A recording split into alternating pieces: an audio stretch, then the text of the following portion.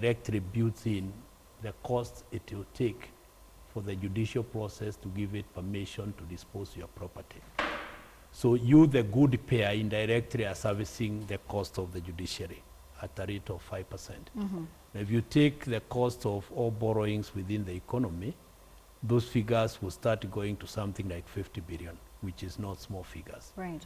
But more important, it is a trigger of poverty in terms of you're removing money from those who could have used that money to create other jobs. Mm-hmm. The other thing is what we call the cost of not making decisions in terms of RAD matters. RAD being a productive activity in terms of the functions of growing an economy, we are indirectly impacting on our GDP ability to grow. And in one of the studies done by World Bank, that impact sometimes is as much as 2.2% of the total GDP. Right. So I think the 200 million is just a trigger, but the bigger substance is that in the doing business report by World Bank, judiciary is a culprit in terms of if it's not fixed, we will not also fix the growth of GDP. All right, and so, you know, the estimates are being placed at about 400 billion shillings that Kenya loses every year to corruption. And if we're looking at 400 billion, we're looking at a third of the gross domestic product, or at least every year's budget. In this case, if we're looking at a budget of over 1 trillion shillings, and 400 billion shillings is what is being quantified as what Kenya loses to corruption. The question here is, do you think that maybe at some point we are becoming the influences of corruption? You know, leave aside the judiciary, the legislature, and the executive. Are we the influences of corruption? I think the part that we, the ordinary Kenyans, play is in what we call our value system. As long as what you admire, in a quote, is money-built items. So you are looking at people with houses, people with good cars, and that's the way you measure success. Then ultimately the society is pushing those ordinary people who are not corrupt to think of how to become like others who are being admired. So we need to talk to our value system. But when we come to the bigger picture, because it's important to have these things in perspective, the ordinary Kenyan participated in developing his constitution or her constitution. Right. That person who we referred as Wajiko did create values which will guide us as we move forward. What we should be doing now is to interrogate within the three arms of government who is releasing the interpretation, the behavior, the impact of Article 10 values. Because it is in those foundational thinking of the values which are sitting in Article 10 that the animal that is called corruption will be tackled. All right. Because Wajiko identified a national value called good governance. Wajiko identified a value called transparency. Wajiko identified a value called accountability. It is a shame that we are in 2016, which means 6 years after the new constitution, and those simple ones, accountability, transparency, seem to be the ones giving us a major problem. Because at this point in time, I would be expecting the anti-money laundering unit, I would be expecting the bank fraud investigation unit to tell us where is this 200 million, which accounts did it transfer through. Because I want to imagine if you give $2 million to whoever you gave, Yes.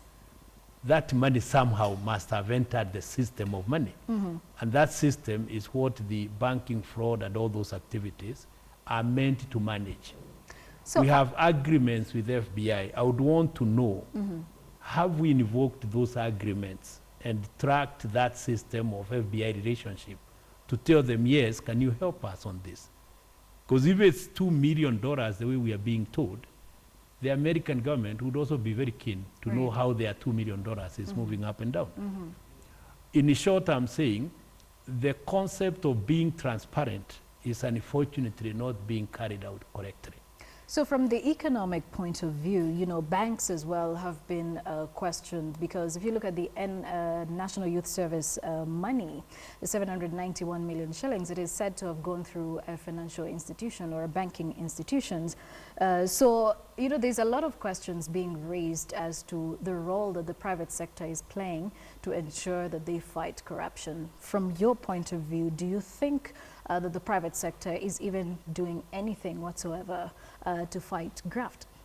Basically, let me be a bit personal. What we haven't gotten right, there are two pieces of articles which are very innocent in the Constitution, which are not being activated. One article is within Chapter 15 of the Constitution, we created the DPP office, we created the ethics office, we created the Auditor General, we created the Control of Budget as part of other institutions in Chapter 15.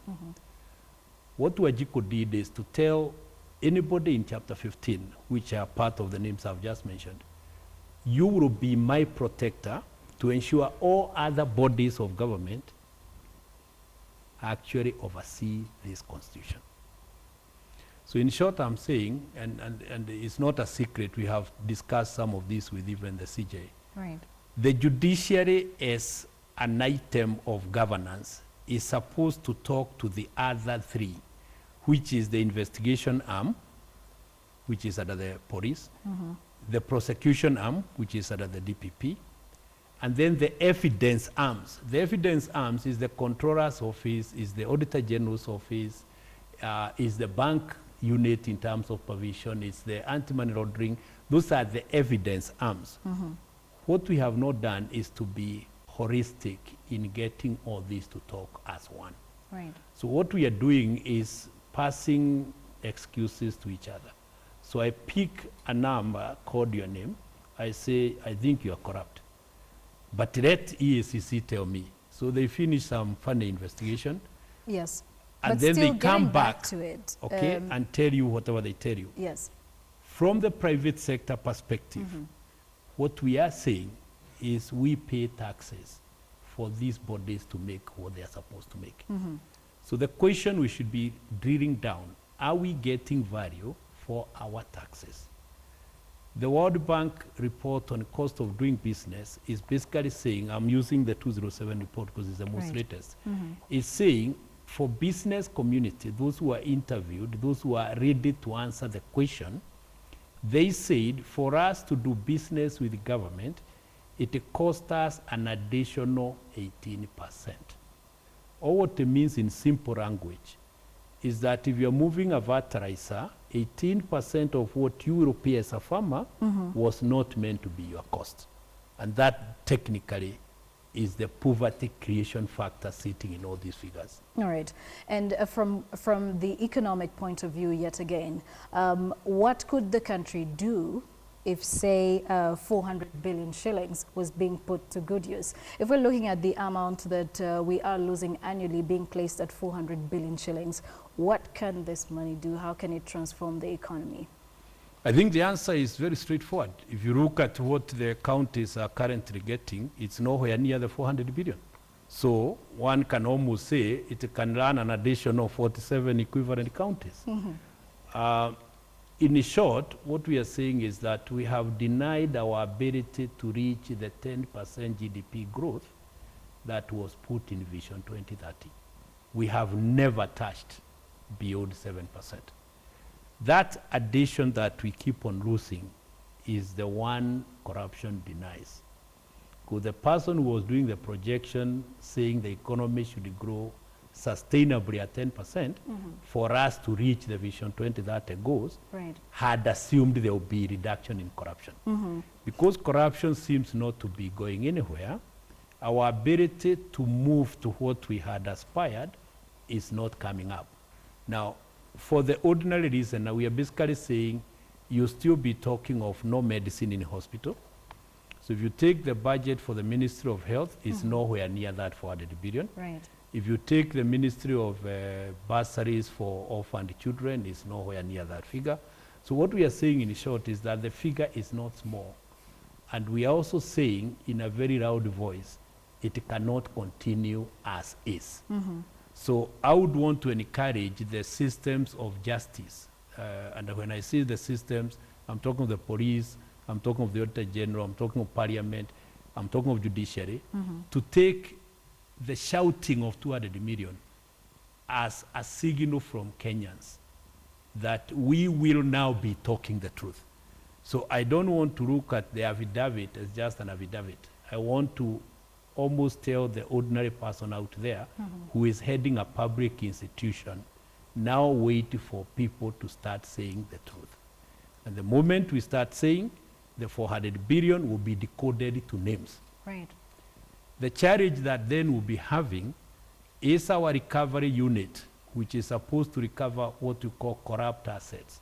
Are they prepared to go for who is who to move this country to the next level? All right. The last part of the whole corruption also is the whole system of tax. Currently, the ordinary worker over-supervises what I would call the ability for the country to run, because I'll push you through pay-as-you-earn, I'll push you through corporate tax. Yet, that corruption we are talking about is also very heavy at the port of entry, so that the taxes that we were meant to correct, we are also not correcting. All right. That cost that we are not correcting indirectly is what we push back to who we cannot indirectly fight with, the worker. All right.